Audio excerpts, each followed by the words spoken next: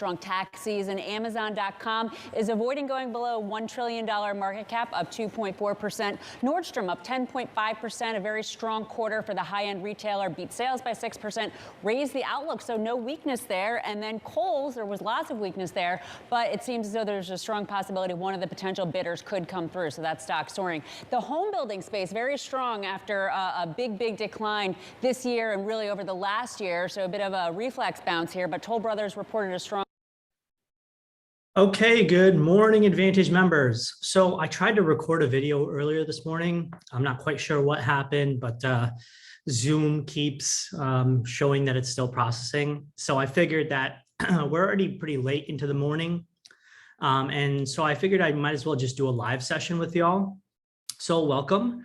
I just like to watch Bloomberg early in the morning just to kind of get a feel for the market. Bloomberg doesn't really have the same sort of like sensationalism like CNN or CNBC does. So they are really more so about raw facts, data, et cetera. And then, how else I get my morning started is reading articles from Bloomberg or Barron's or Wall Street Journal. And so I think one thing that I want to talk about, which is my takeaway from the last few days as well as today, is that the markets right now seem to be in this very sort of complacency phase of recognizing that there is a lot of fear out there, but a lot of people are either unable to bid because they're majority invested into the market, or they have significant risk in bidding because if the market goes down some more, their portfolios are going to get smashed even further. And that could pose, real sort of liquidation risk for their funds, for their investment strategies, as well as, career risk, right? Something that I've spoken about before. So, in this particular phase of the market, one of our members or two of our members highlighted this really well, and I think I've talked about this numerous times as well, which is one of our members, Alonzo right here, and then our other friend, Ed, right? I think both these guys have highlighted multiple times that there is sort of a chop and a range that you could play in this particular region, especially in Bitcoin. And the range is kind of like, if you kind of, zoom out into it, you can kind of see that the range is sort of contracting in a sense, but there is still sort of a, top to bottom range that you could play where you can kind of get into positions right at these lows, and you can get out of positions sort of right at these highs. And that has been sort of, a tried and true formula, at least for the last, 2 weeks or so. I would say, however, that we are now coming to an inflection point where this contraction of the triangle right here, this symmetrical triangle, or if you want to call it like a large sort of, bear flag, right? Either one of these patterns, that they're not really bullish patterns. I'll tell you that much. There's a probability of this, potentially breaking out bullishly, but that's a pretty low probability. And I think for the most part, it's a probability that you don't really have the momentum on your side. Okay. I don't know why it keeps doing that. Give me 1 second. Okay. So, bear flag, a symmetrical triangle where price is coming very, very close to the apex. We're also doing our best to stay above this 2021 yearly open, and we're also below this, weekly open from this past Sunday, right? So we're really being just contracted between the current sort of high of 30,000 and some change and the low of about 29,000 and some change. And the low of 29,000 is kind of interesting because, you guys know very well that back here in 2021, the beginning of 2021, which is January, the entire month of January, we found support multiple times on 30K, boosted up to 60K and some change. We distributed right here, sold off, right? Once again, reaccumulated right near 30K, doubled up, distributed right here, and then once again are now selling off back to that 30K point, okay? So the point is that, in this particular region, as we sit here, you can only hammer this level so many times before it ultimately cracks, right? I personally was sort of the opinion that I don't think, at least as of right now, the way this wick is being put in, I don't think we are ready to crack just yet. But the fact that we've spent almost 2 weeks in this particular region, and US equity markets are also not showing bottoming signs, they're not showing signs of strength, it's worrisome, right? It's worrisome at the very least, and it's probably going to lead, to a very quicker capitulation. And this takes me back to a moment of 2018. I don't know if y'all were around for our community back then, but we used to hang out in 2018 in the Slack and early Discord days, right? And in the Slack community, I still remember when I used to post bear charts of this big descending triangle breaking down to 3,000. I used to get a lot of shit for it back then. And the problem with that was that no one wanted to believe that just because Bitcoin had come down from the local highs of 19 or 20,000 here in December 2017 to a low of about 6,000, which is a 70% drop, no one believed that from this drop right here, we could drop another 40 or 50%, right? Because in terms of like human sort of thinking of math, we cannot justify something that dropped 60% already to drop another 50% again. Now, I'm not saying that this time around has to be the exact same, and it really doesn't, right? Like, I get it that the market conditions right now are different. Far more people know about Bitcoin. Crypto as a whole, as an asset class, has become more popular, more institutional owned. But the fact of the matter is that we have these very massive boom and bust cycles in crypto. And I think that is simply due to the fact that there are so many participants in retail, as well as, even some immature or early funds that get into the market thinking that these markets cannot collapse, another 70 or 80% again, right? And that is a bad form of thinking, because when you start thinking, well, it just can't happen again where the market collapsed 70 or 80%. And when it does, and you're unprepared for that, well, then you are basically forced to sell. You are a forced seller. You're going to be forced to liquidate the capital in your fund, the capital of your, retirement account or whatever that you're trapped in, because you have to worry about your life savings, right? So the problem is that, as of right now, I personally think that the market, especially from the BTC and Ethereum standpoint, is still going to be the safest, because at least Bitcoin and Ethereum have staying power, right? I personally think Solana also has staying power, just simply because I believe it has shown similar network effects, similar sort of strategies of growing their network, growing their ecosystem, like Ethereum.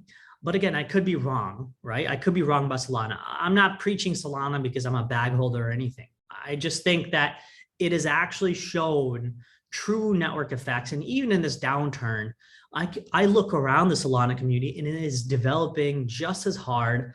It has, strong sort of network bolstered by activity of users or NFTs or builders that continuously keep building through this, very brutal drawdown.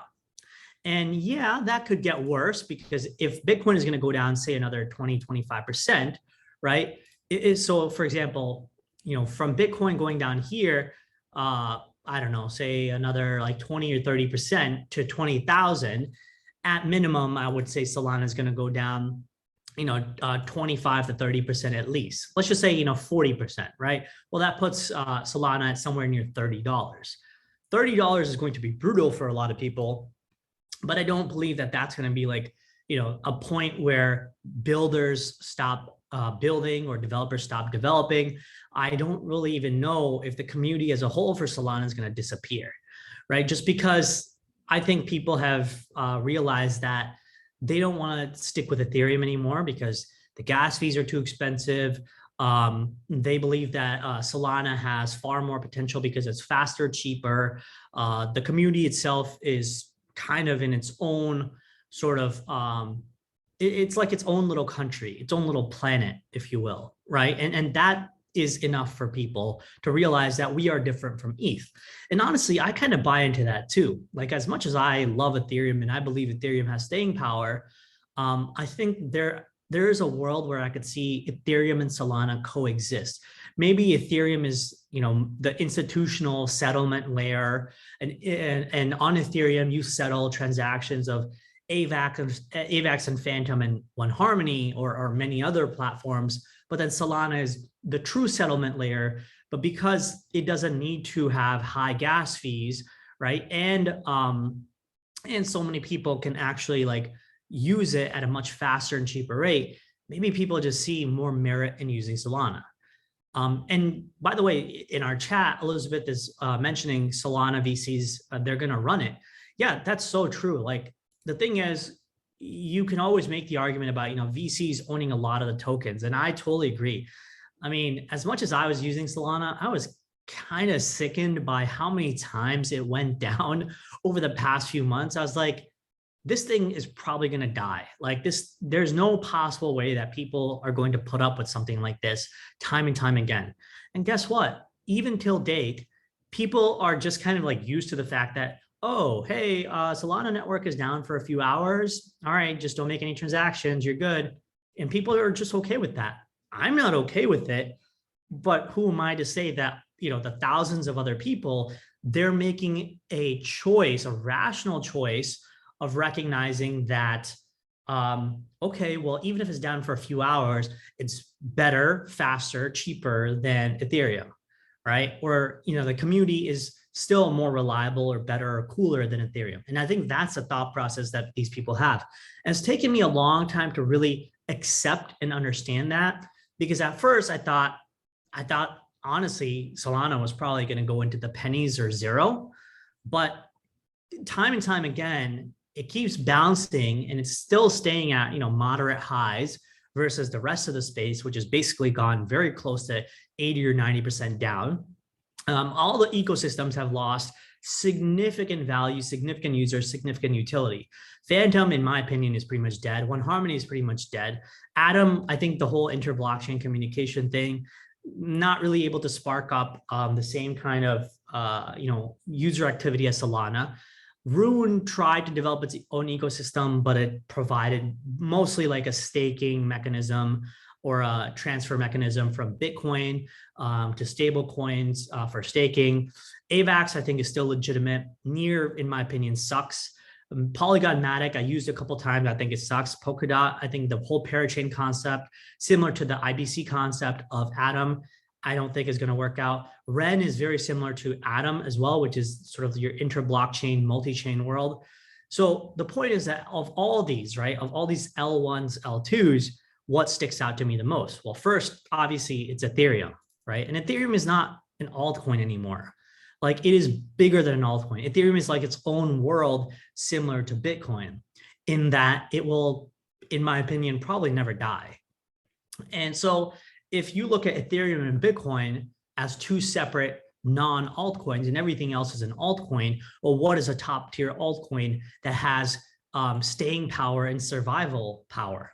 Probably Solana, right? It has a pretty high probability of surviving or doing well, just based on the fact that so many VCs own it. And then of course, it also helps that the community of Solana is still relatively strong.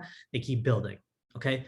So again, this is not a Solana rant. Honestly, I would love to keep shitting on Solana, but the thing is like a cockroach, right? Like it just like doesn't die. The users don't die. The community doesn't die. The developers like don't fade away. So what are you going to do? Well, you can't fade it, right? You just want to keep up with it through the entire bear cycle. We just want to keep an eye on it. And this is what I've said multiple times, like even through how bad the bear market's going to get, make sure you remember why you're in this space.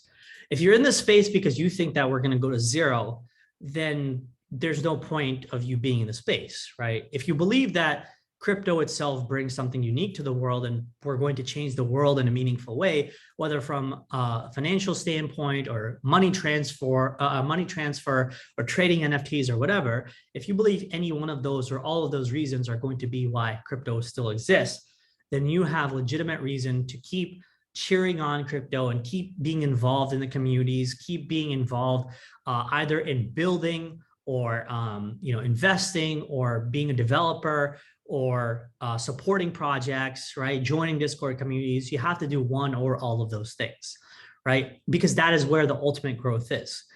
And, the last thing that I will say regarding our community is that, there are certain people I've seen time and time again over the last few years who have similar staying power, just like Bitcoin and Ethereum, which are people themselves. I think Elizabeth, our friend Hui, BrightDance, Barris, Jordan, a WSR friend, Vishal. I mean, and obviously, other people I haven't been able to name in here.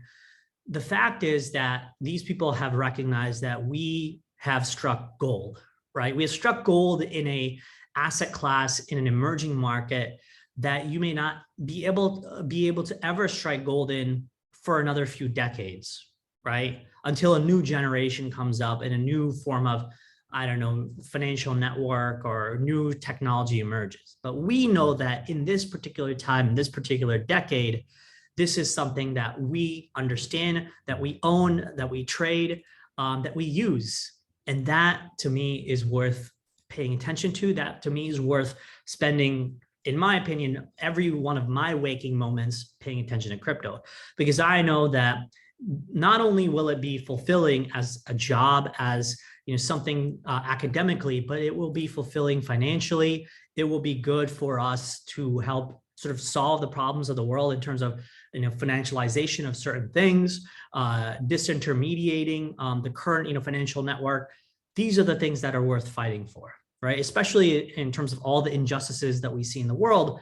We somewhat have a moral obligation, as well as a financial incentive, to be part of crypto, to keep propelling it, to keep growing it, to keep investing in it, and to keep paying attention to it. Okay, so sorry for my rant, but that's kind of what I believe, and that's what I tend to believe over time. And it's great that we understand these networks and we understand exactly how things flow. I mean, you cannot imagine how many people don't know how to use MetaMask or Phantom Wallet, or what's the difference between a L1 or L2, why people should buy Bitcoin versus Ethereum, what the heck is Solana, what are NFTs, right? What are staking or farming? We understand all of these things. And I think these sort of concepts to understand, or these skill sets, are going to pay off in a big way in the coming few years. You just got to survive and stick around with the market and not blow up your account, over the next bull cycle or over the next coming years. Okay. There's a very good video with Kobe and Chris Bernice, very, very informative about, survival of crypto markets, how to navigate them. Also, they kind of shit on all the bad things that we brought up in the bear market, which I highly encourage you guys to read and watch and think about, because it helps put into concept of the idea that, every time a new bull cycle happens in crypto, people just create, stupider and stupider things. And almost everybody buys into it. And all the riches and all the life-changing money that people make, they give it all back. And why is that? Well, that's because people don't think of the second order sort of effects of why are they buying things? Where is this money coming from? Is this money truly just, temporary or fleeting? And then ultimately, because people buy into these narratives so much that they feel like the whole idea of diamond hands is something that they need to have, they lose everything, right? They lose all the gains that they had in the bull cycle. They lose all their invested money. They probably put in even more money, and they lose all that too, right? So the problem with that is you want to stay away from thought processes like that. Whenever you start seeing people, talk about, so-and-so coin has to keep going up, and, this is a new paradigm or super cycle or any of that, just beware that this is all talk of what happens at the top of bull markets. And even over the past few weeks, like people kept, talking about the Lux token or GMT or Ape token, or they were talking about this JPEG thing where, someone mentioned to me like, well, why you should, have your JPEG be part of a loan and a liquidation process. And the point is that people just don't get it, right? A lot of this money is just filled into the market because it's a lot of just speculation. Like the whole idea of JPEGs, it is all just pictures on the internet. And once you remove yourself from that concept, you realize like, okay, if I just take my money and I get out of the market when things get really excited, you won't regret it. You won't, I promise you. Okay. So I just want y'all to keep that in mind, that, you got to have this sort of rational mindset when things do get a little too crazy. And I remember everybody talking about dog and cat tokens back in the day, even though when there was no need to. But we all get caught up in these foolish narratives because we think that just because everyone else is making money on dog and cat tokens, that we have FOMO and that we have to catch these cycles. Well, you don't. You really don't. I mean, you don't have to touch them. You can kind of stick to, I don't know, something that is a little bit more legitimate, like Bitcoin or ETH or Solana, or even back then when the L1 ecosystems were working. Okay. So keep that in mind. Hopefully for the next bull cycle, and it will happen at some point, that you gotta tame your excitement a little bit. You gotta tame your, FOMO a little bit, and bring yourself to your rational mind. All right. Now back to the analysis real quick, right? So I think the Jay Powell, I think Fed meeting minutes, I don't know if Jay Powell himself is talking, but the Fed meeting minutes are coming out today. Obviously the markets are just consolidating right here. No one really knows how this is going to pan out, but we know for the most part that on a daily basis, right, things don't really look good. This looks like a bear flag right here. It's going to be really hard to make a directional bet. And I would probably encourage you guys to just be very, very cautious in this particular region, hoping for a big breakout or breakdown. I will say one thing that I was thinking of, I was like, doesn't this right here kind of look similar to what happened in this little consolidation period before we made it pop up and then broke down further, right? So I'm thinking that, okay, if we get a pop up here and we start rotating sideways and start breaking down, this up here could be a short, like 32 or 33K, that could be a short, because what this will effectively do is the people who shorted right here or sold down here, they're going to regret their shorts and sells, probably buy into this area, and then market will start rotating down further and further. Okay, so just something I'm paying attention to. All right. Elizabeth says, I really do know very smart people who have examined Solana code and it's not where it should be. That is a very good point. And you know what? I've actually heard similar things on Twitter as well. I don't know these people specifically, but yeah, I mean, I don't even question that at all. Like if you're saying that people who have examined the Solana code and it's probably crap, probably is. But the great thing is, as we come into the bear market, I'm really hoping that the builders keep building and they keep improving, because guess what? Back in the day for Ethereum, there were issues, in regards to security. Ethereum had its big DAO hack, but it survived, right? It kept growing. It kept getting smarter with more smart people. And that's what you are ideally hoping for, is that Solana keeps growing. It keeps getting, more and more developers, more engineers, more smart people, to hopefully better the overall ecosystem. But like I said, I mean, I think top down, Bitcoin, ETH, and then Solana, and then everything else is below. Okay. All right. So anyway, that is pretty much all I have. Like I said, the podcast, very, very good. This was kind of interesting, a new concept that's trying to come out, earn while you learn, similar to what happened earlier, which was walk to earn. So make sure y'all keep watching these concepts, these narratives that may come up. In bear markets, it's very hard to get these narratives going because the money is so thin, the interest is so thin, but definitely something that you want to be paying attention to. Okay. All right. That is pretty much it. Okay. Thank you, everybody. I hope y'all enjoy this video. Let's keep in mind that, again, today is the Fed meeting minutes that are coming out. We'll keep an eye on this. I'll let y'all know exactly what my thoughts are. Until then, take care. Y'all take care and talk soon.